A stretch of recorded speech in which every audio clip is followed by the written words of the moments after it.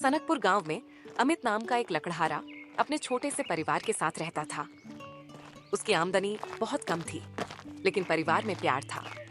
पत्नी प्रीति, बेटा आकाश और बेटी तारा, यही उसकी दुनिया थी। एक दिन वह जंगल से थका हारा घर लौटा।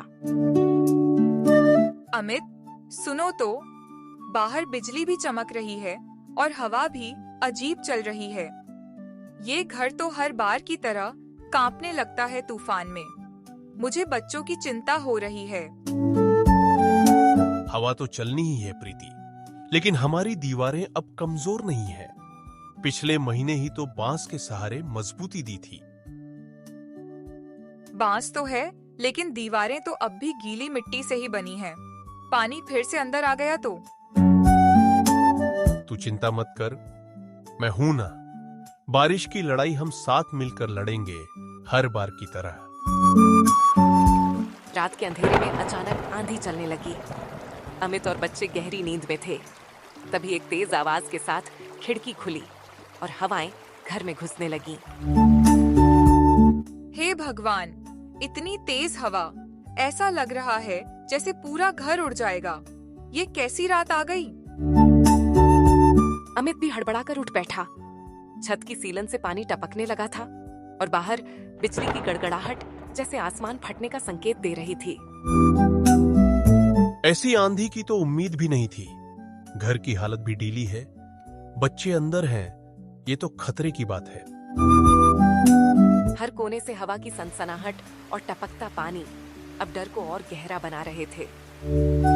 बच्चे चुपचाप दुबके हुए थे, लेकिन डर उनके चेहरों से साफ झलक रहा था। पिताजी, ये बिजली बहुत डरावनी है। ऐसा लग रहा है जैसे आसमान से कोई डरावना शोर उतर रहा हो। कहीं कोई अनहोनी ना हो जाए। बेटा आकाश, ऐसे वक्त में डर फैलाना ठीक नहीं होता। बारिश को बुरा मत कहो। माँ, मेरी उंगलियां ठंडी हो गईं। मुझे बहुत सर्दी लग रही है। बेटिया, हिम्मत रखो। देखना, ये बारिश भी थक कर रुक जाएगी। प्रीति ने तारा को अपनी गोद में ले लिया और चादर से लपेट दिया, पर कांपती बच्ची की थरथराहट थम नहीं रही थी। पूरी रात किसी तरह बीत गई, पर तूफान थमने का नाम नहीं ले रहा था। अगली सुबह भी बादलों के गुस्से में कोई कमी नहीं थी। माँ, कुछ खाने को दो ना, बहुत भूख लगी है। सारी रात तो सो भी नहीं पाए। आकाश की बात सुनकर प्रीति की आंखें भर आईं, लेकिन उसने आंसुओं को निगल लिया। कुछ पल खामोश रही। क्या हुआ प्रीति, अचानक खामोश क्यों हो गई? प्रीति ने नजरें नीची कर ली, मानो दिल में कुछ छुपा लिया हो। अमित उसकी आंखें पढ़ चुका था और वो अंदर ही अंदर बेचैन हो उठा। कल भी लकड़ी नहीं काट सका, और जो थोड़ी बची थी वो तो पिछली रात ही जल चुकी। अब जंगल कैसे जाऊं इस बारिश में? न लकड़ी न खाना। बच्चों की आंखों में भूख साफ दिख रही है, पर मेरे हाथ खाली हैं। अमित खिड़की से लगातार बारिश को निहारता रहा। हर पल यही सोचता कि बस अब थमेगी, पर आसमान की टंकार और पानी की बौछारें जैसे उसके धैर्य को चिढ़ा रही थीं। बच्चों के पेट अब तड़पने लगे थे। भूख उनकी आंखों से बोल रही थी। नहीं, अब और इंतजार नहीं कर सकता। मेरे बच्चे भूखे हैं। चाहे जैसे भी हो, मुझे लकड़ियां लानी होंगी। अमित ने कुल्हाड़ी उठाई और छाते के बिना ही बाहर निकल पड़ा। पर जैसे ही उसने पहला कदम बाहर रखा, बारिश और उग्र हो गई, जैसे पूरी प्रकृति उसे रोकना चाहती हो। उसी समय घर के अंदर एक तेज चीख सुनाई दी। तारा जमीन पर गिर पड़ी थी। प्रीति, तारा को क्या हुआ? ये क्यों गिरी? सांस क्यों नहीं ले रही? कल रात इसे बहुत ठंड लगी थी और सुबह से बदन भी तप रहा था। अब शायद बुखार तेज हो गया है। तो तुमने कुछ बताया क्यों नहीं? क्या बताती अमित, तुम पहले ही इतने बोझ में दबे थे और मैं भी हिम्मत नहीं जुटा पाई। अब वक्त नहीं है पछताने का। हमें तारा को लेकर हकीम के पास जाना होगा। अभी। पर हमारे पास तो एक पैसा भी नहीं बचा। हकीम तो पैसे के बिना दवा नहीं देता। उधार सही, किसी से मांग लेंगे, पर बेटी की जान से बड़ा कुछ नहीं। मैं कल ही जंगल जाकर 2 गुनी लकड़ियां काटूंगा। जो भी कर्ज होगा चुका दूंगा। पिछली बार भी हकीम ने मेरी दवा बिना पैसे के देने से मना कर दिया था। अब कैसे मानेगा? तब तुम बीमार थी, आज तारा है। आज वो मना नहीं करेगा, कोई भी इनकार नहीं करेगा। मां बाप की आंखों में बेटी के लिए दहशत देख लेगा तो इंसानियत खुद रास्ता बना लेगी। आप सही कह रहे हैं जी, अब देर नहीं करनी चाहिए। अमित और प्रीति अपनी बेहोश बच्ची तारा को गोद में लिए बारिश के बीच कीचड़ भरी गलियों से हकीम के घर की ओर भागते हैं। वेदराज जी, कृपा कीजिए, तारा को तेज बुखार है, होश में नहीं आ रही है। पिछली बार का हिसाब लाए हो? नहीं लाया वेदराज जी, पर मैं वादा करता हूं जल्द ही चुका दूंगा। बच्ची की हालत देखिए। वादा? तुम्हारे वादों से मेरा घर नहीं चलता, लकड़हारे। जब बीमार होते हो तभी याद आते हैं, बाकी वक्त तो जैसे मैं जिंदा ही नहीं हूं। ऐसी बात नहीं है, हालात ही ऐसे रहे, चाहकर भी सब नहीं कर सका। तो साफ साफ बोलो कि तुम्हारे पास पैसे नहीं हैं। हां, इस वक्त नहीं है, पर बस, जो इंसान पिछली बार की उधारी न चुका सके उस पर दवा बर्बाद नहीं कर सकता।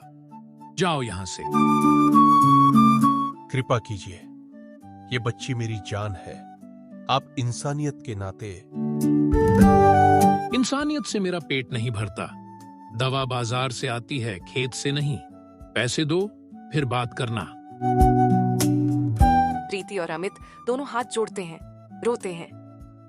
पर वेदराज जी की आंखें जैसे पत्थर हो चुकी थीं। तारा की सांसें धीमी हो रही थीं, लेकिन हकीम ने बिना एक नजर देखे उन्हें दरवाजे से बाहर निकाल दिया। अंधेरे, कीचड़ और टूटे सपनों के बीच दोनों अपने आंगन की ओर लौटते हैं, अपने ही हाथों में अपनी बच्ची की कांपती सांसें थामे हुए। अब हमें किसी और राह की तलाश करनी होगी। कोई दूसरा दरवाजा खटखटाना होगा या फिर खुद को ही जवाब बनना होगा। प्रीति, तारा का ध्यान रखना। मैं अभी आता हूं। इतनी बारिश में कहाँ जा रहे हो जी? बस कुछ जरूरी है, देर नहीं करूंगा। अमित बिना कुछ और बोले भीगी चप्पलों में बाहर निकल जाता है। हवा का वेग बढ़ चुका था, पर उसका इरादा अडिग था। वो जंगल की तरफ बढ़ा और गीली मिट्टी में फिसलते हुए भी कुछ लकड़ियां काटकर वापस लौटा। बारिश में सब लोग घरों में दुबके हुए हैं। ऐसे में अगर किसी को लकड़ी चाहिए होगी तो वो कहां जाएगा? अब बस घर घर जाऊंगा, किसी को तो जरूरत होगी। लकड़ियों का गट्ठर कंधे पर रखे वो गांव की गलियों में निकल पड़ा। पहले वो पहुंचा रमेश काका के घर के बाहर। काका, रमेश काका, लकड़ियां चाहिए क्या? आप तो बारिश में गरम गरम खिचड़ी या पूड़ी बनाना पसंद करते हो ना। मैं जानता हूं आपको गीली लकड़ी पसंद नहीं, लेकिन मैं सस्ती दे रहा हूं, सूखा भी लेंगे आप। अरे बेटा, तू ऐसे मौसम में लकड़ियां बेचने निकला है? मैंने तो कल ही बाजार से लकड़ियां मंगा ली थी और सारी सूखी लकड़ी अंदर डाल दी। काका, जरूरत है मुझे, बच्ची बीमार है, थोड़ा सा ही ले लीजिए। बेटा, लकड़ियां भीगी हैं और अब धूप तो दिखती नहीं, मैं नहीं ले पाऊंगा। अमित का चेहरा लटक गया, लेकिन कदम नहीं रुके। वो अगले घर की ओर बढ़ गया।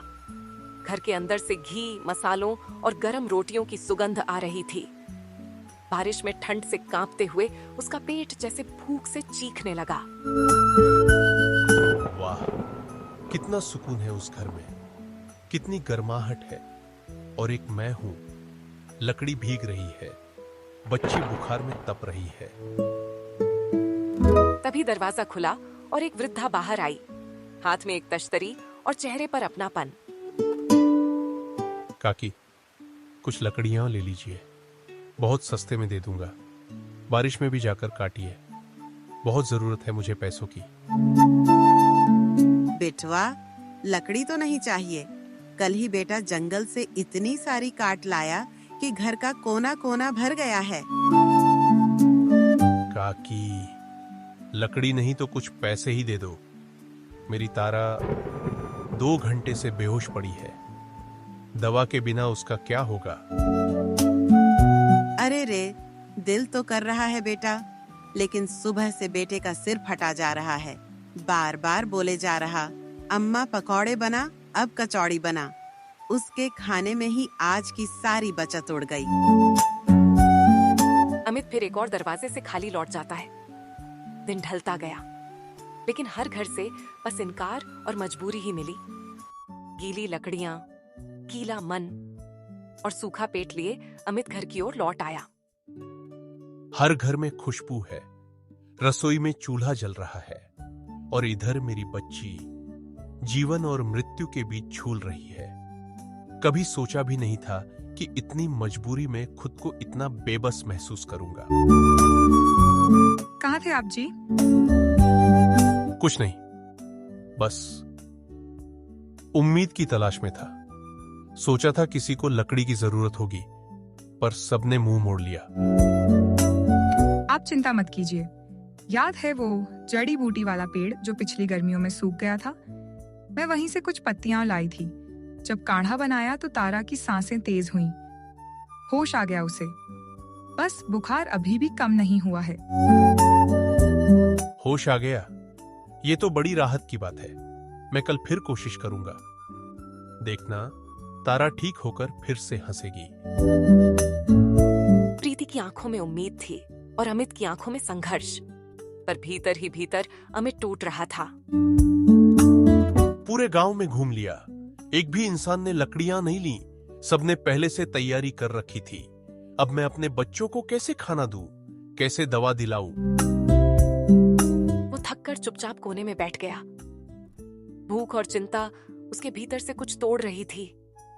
नींद उसकी आंखों में नहीं, बस सवाल थे। रात के तीसरे पहर, जब सन्नाटा गहरा था और उम्मीदें कहीं कोनों में दुबकी थीं, तभी एक अजीब अनसुनी आवाज उसके कानों में गूंजी। अमित, ढलान पर पुराने पीपल के पास आओ, मैं तुम्हारी प्रतीक्षा कर रही हूँ। कौन है ये? इस वक्त कौन मेरा नाम ले रहा है? वो उठ बैठता है, सांसें तेज, आंखें डरी हुई। फिर वही आवाज और स्पष्ट, अमित, ढलान पर पुराने पेड़ के पास आओ अभी। ये तो फिर वही आवाज। क्या ये कोई धोखा है या कोई संकेत? कहीं मेरी परेशानियों का कोई उत्तर तो नहीं छुपा उस अंधेरे में? अमित उस रहस्यमयी आवाज के पीछे पीछे चलता चला गया। जंगल की पगडंडी उसे एक ढलान तक ले आई। वहां एक विशाल पुराने पेड़ के नीचे वह रुका। वहीं से वह करुण आवाज आ रही थी।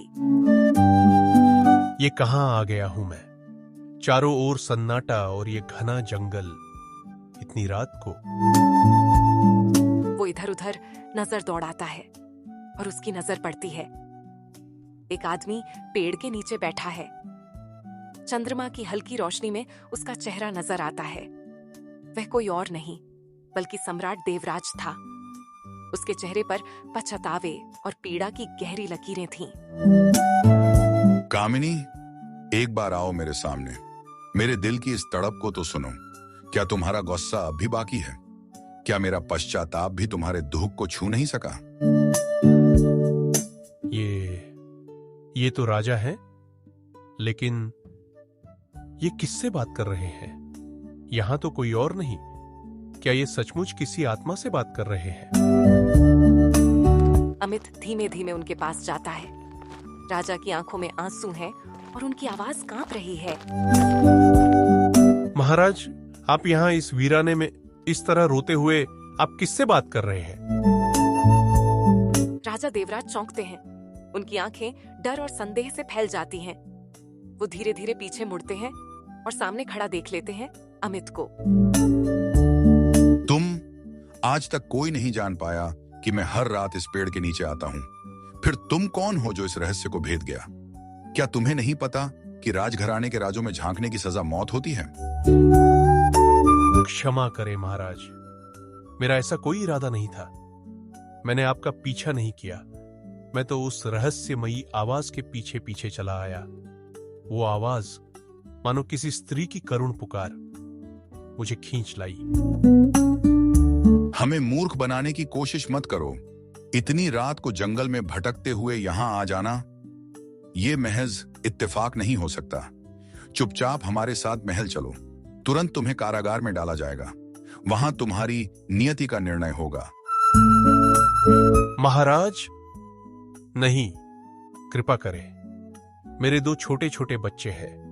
अगर मैं बंदी बना लिया गया तो उनका क्या होगा? उन्हें तो रोटी भी नसीब नहीं होगी।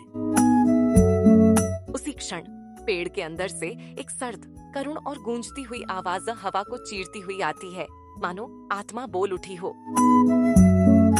राजन, 20 वर्षों से हर रात तुम मेरे पास आते हो, इस गुनाह का पश्चाताप करते हो।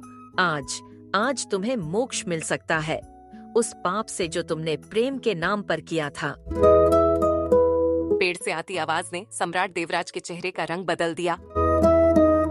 अमित स्तब्ध खड़ा रह गया। वह सोच नहीं पा रहा था कि जो वह सुन रहा है वह सपना है या कोई शापित सच्चाई। कामिनी, कामिनी, क्या वो वाकई तुम्हारी ही आवाज थी? मैंने फिर से तुम्हें सुना इतने सालों बाद। यही तो वो आवाज थी जिसे सुनने के लिए मैं हर रात इस पेड़ तक आता था। हाँ देवराज, मैं ही हूँ, कामिनी। वही कामिनी जिसकी आवाज ने तुम्हारा चैन छीन लिया, जिसे तुमने अपने हाथों से मिट्टी में मिला दिया और फिर हर रात उसी मिट्टी से आवाज की उम्मीद करते रहे।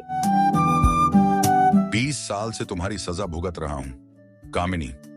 नींद में भी डरता हूं तुम्हारा सामना न हो जाए। हर सुख छोड़ दिया बस तुम्हारी एक झलक के लिए। अब तो माफ कर दो, मुझे आजाद कर दो। मुक्ति तभी मिलेगी देवराज, जब तुम अंतिम दंड भुगतो। यह व्यक्ति तुम्हारे मोक्ष की कुंजी है। अगर ये तुम्हें मार दे तो शायद तुम्हारी आत्मा फिर मेरी संगत पा सके। मैं तैयार हूं। हर रोज मरने से एक बार मरना बेहतर है। अमित, कृपा कर मुझे इस पीड़ा से मुक्त कर दो। महाराज, आप जो कह रहे हैं वो मेरी समझ से परे है। मैं किसी का खून नहीं कर सकता, चाहे वो राजा हो या कोई पापी। ये उपकार होगा, दया होगी मुझ पर। मैं एक अपराधी हूं, मुझे सजा दो ताकि मैं अपनी कामिनी के पास जा सकूं। नहीं, हर पाप का प्रायश्चित हत्या नहीं हो सकता। मुक्ति का रास्ता पश्चाताप से जाता है, बलिदान से नहीं। कहो महाराज, शुरुआत से क्या हुआ था? शायद कोई और राह निकल आए। राजा देवराज की आंखों से बहते आंसू अब थम गए थे।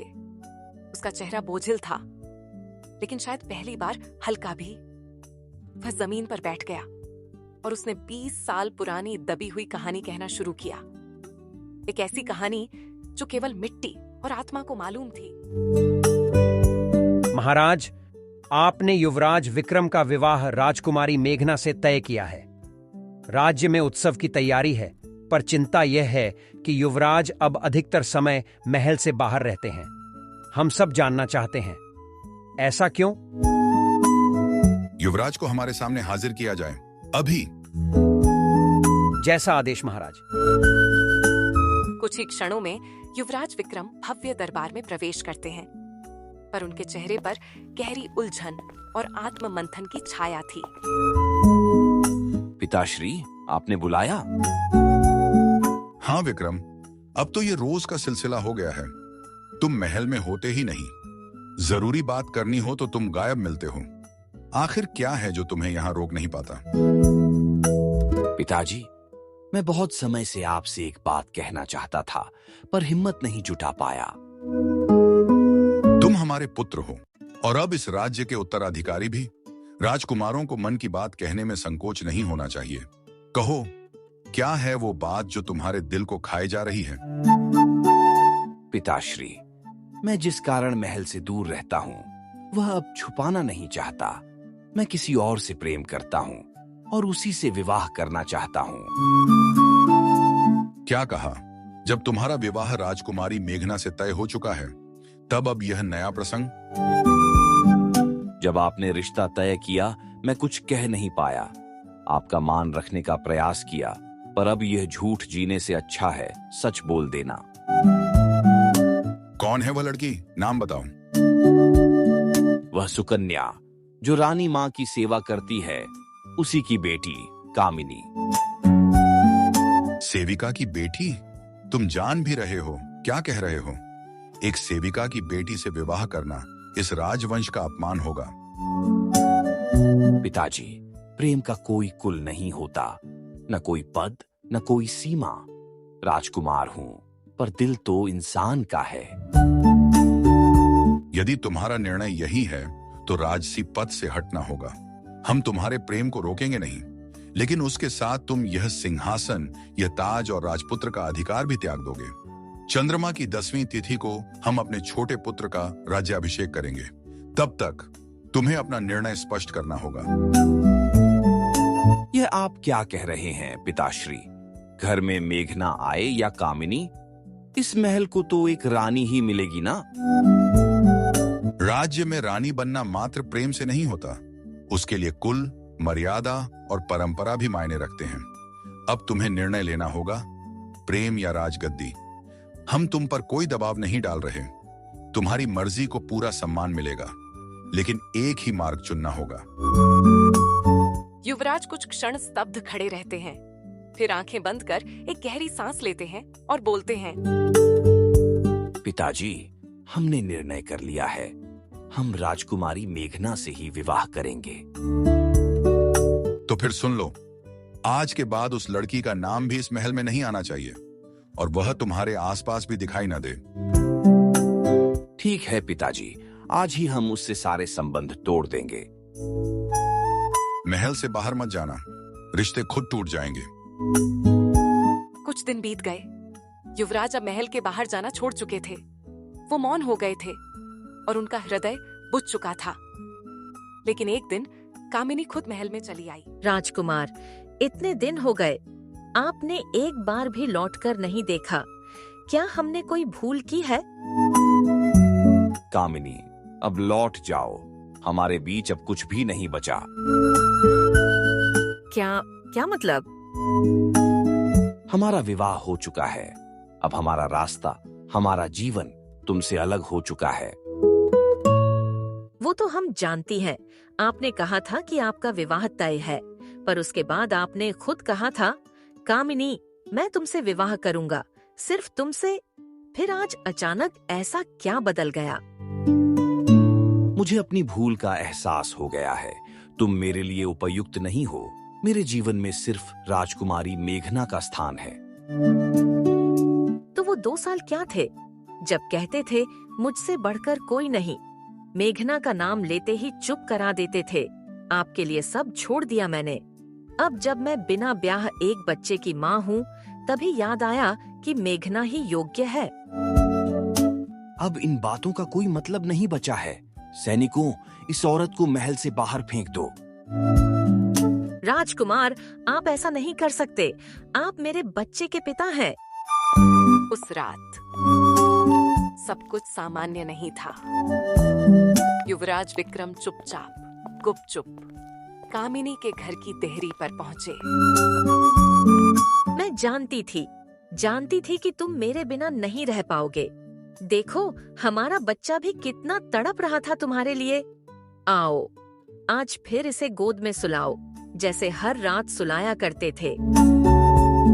तुम ठीक कहती हो। तुम्हारे बिना सब कुछ अधूरा लगता है।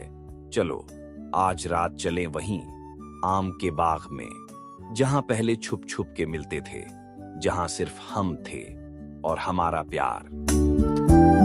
ठीक है, चलो, बच्चा सो रहा है, उसकी नींद ना टूटे, इसे यहीं रहने देते हैं। चांदनी रात, हवा में घुली एक अजीब सी नमी। पेड़ों के साए में पहले से खड़ा था युवराज विक्रम, जैसे किसी निर्णायक क्षण का इंतजार कर रहा हो। यही वो जगह है जहाँ तुमने पहली बार मेरा हाथ थामा था। और आज आखिरी बार तुम्हारा हाथ छोड़ रहा हूँ। राजकुमार, ये क्या? मुझे अफसोस है, पर अब तुम मेरी जिंदगी की सबसे बड़ी रुकावट बन चुकी हो। और एक ही वार में कामिनी की दुनिया सदा के लिए अंधेरे में डूब गई। युवराज ने उसे वहीं दफना दिया और उस पर एक छोटा सा पौधा लगा दिया, मानो किसी अपराध को हरियाली से ढकना चाहता हो। उस बच्चे को मंदिर की सीढ़ियों पर छोड़ आओ, किसी को तो दया आ ही जाएगी, कोई पाल लेगा उसे। सैनिक बच्चे को धीरे से मंदिर की सीढ़ियों पर रखाते हैं और फिर सब कुछ जैसे कभी हुआ ही नहीं था। युवराज लौट जाता है महल की ओर, शांति, लेकिन एक श्मशानी शांति। 20 साल पहले मैंने अपने स्वार्थ में कामिनी को मार डाला, जिससे मैं प्रेम करता था। गद्दी के डर से प्यार को इस पेड़ तले दफनाया। अब हर रात उसकी सिसकियां सुनाई देती हैं। शायद मौत ही मेरा प्रायश्चित है। राजन, जो हुआ वो अन्याय था, पर पश्चाताप ही सबसे बड़ी सजा है। मृत्यु नहीं, आपको जीकर अपनी भूल सुधारनी है। राज्य और प्रजा को आपकी जरूरत है। 20 साल बीत चुके हैं, मुझे इस पेड़ के नीचे दफन हुए। मेरा प्यार छला गया और मैं न्याय की प्यासी रही। अगर आज राजा की मृत्यु हो जाए तो शायद मेरी आत्मा को शांति मिले। तुम अपना दर्द देख रही हो। कभी उस टूटे दिल को देखा जो पछता रहा है? सजा जरूरी है, पर पछतावा बड़ा दंड है। माफ कर दो, यही आत्मा की सच्ची जीत है। मैं बस जानना चाहती थी, क्या इस गांव में कोई है जो दूसरों का दर्द समझे? राजा की मौत से मुझे कुछ नहीं मिलता, मैं तो सिर्फ देखना चाहती थी। क्या वो मेरे लिए कुछ बिना डरे कर सकता था? तो तुम मेरी परीक्षा ले रही थी? हाँ, मैं देखना चाहती थी कि कहीं मेरा बेटा भी अपने पिता की तरह खुदगर्ज तो नहीं निकला। बेटा? कौन बेटा? तुम ही हो मेरा बेटा, मेरा और युवराज विक्रम का बेटा। वही बच्चा जिसे रात के अंधेरे में मंदिर की सीढ़ियों पर छोड़ दिया गया था। वही बच्चा जिसकी माँ को इस पेड़ के नीचे दफन कर दिया गया था। नहीं, ये सच नहीं हो सकता। क्या अमित मेरा बेटा है? हाँ, तुम्हारा ही बेटा है। तुमने मुझे तो मार दिया, लेकिन अपनी संतान को भी ठुकरा दिया था। बेटा, मुझे माफ कर दो। मैंने तुम्हारी माँ को खो दिया और तुम्हें भी अपने से दूर कर दिया। राज्य की भूख ने मुझे अंधा कर दिया था। सालों तक खुद को बेसहारा समझा। हर रात सोचता था, क्या मेरा कोई है? आज पता चला मैं राजा का बेटा हूं, पर मुझे राजा नहीं बनना। बेटा, तुम्हारी माँ के लिए मैं कुछ नहीं कर सका, लेकिन अगर तुम गद्दी संभाल लो तो शायद मैं अपने अपराध का कुछ प्रायश्चित कर सकूं। मुझे महल नहीं चाहिए, न ताज, न सिंहासन। मुझे बस सुकून चाहिए। अगर आज तुम मेरे साथ नहीं चलोगे तो मैं यहीं इसी पेड़ के नीचे अपना सिर तलवार से काट दूंगा। एक और गुनाह मैं अब नहीं कर सकता। नहीं, आप ऐसा मत कहिए। आपके जीने से ही आपकी माफी साबित होती है। मैं चलूंगा आपके साथ। अमित ने पिता का हाथ थामा। सालों का दर्द और पछतावा उस पल बह गया। सम्राट देवराज ने उसे उत्तराधिकारी घोषित किया और एक अनाथ की किस्मत बदल गई। अगर कहानी अच्छी लगी हो तो लाइक, शेयर और सब्सक्राइब जरूर करें। फिर मिलते हैं एक नई कहानी के साथ। धन्यवाद।